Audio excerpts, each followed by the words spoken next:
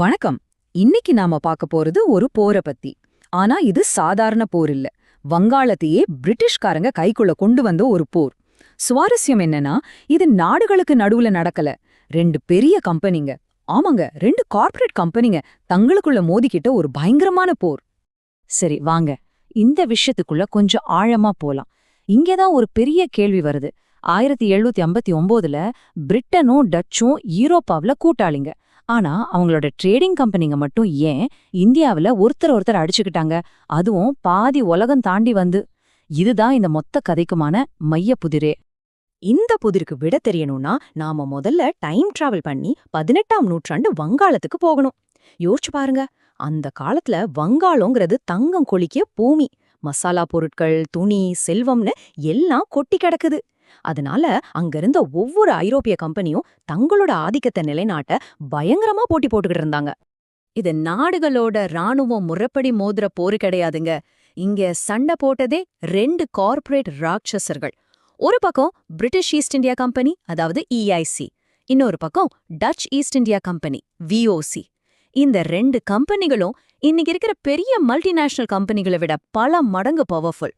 அவங்களுக்குன்னு சொந்தமா ஆர்மியே இருந்துச்சு, கடற்படையே இருந்துச்சுன்னா பாத்துக்கோங்களேன். சரி, இந்த ரெண்டு பெரிய கம்பெனிகளும் மோதிக்கிறதுக்கு காரணம் என்ன? யார் இதுக்கு திரி கொளுத்தி போட்டதுன்னு நினைக்கிறீங்க?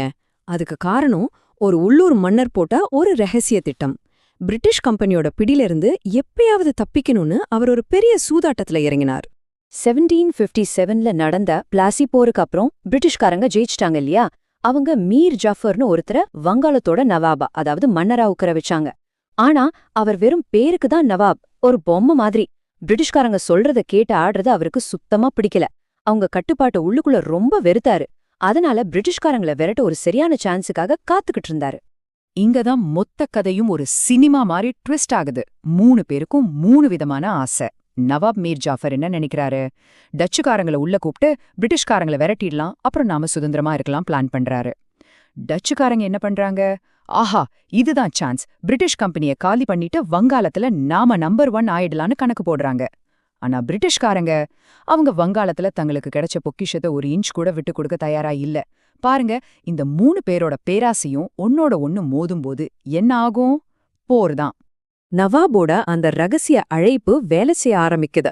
1759 அக்டோபர் மாசம் டச்சுக்காரங்களோட ஒரு பிரம்மாண்டமான கப்பல் படை இந்தோனேஷியாவிலேருந்து கிளம்பி வங்காளத்தோட ஹூக்லி நதிக்குள்ள நுழையுது. இனிமே அதிரடிதான்.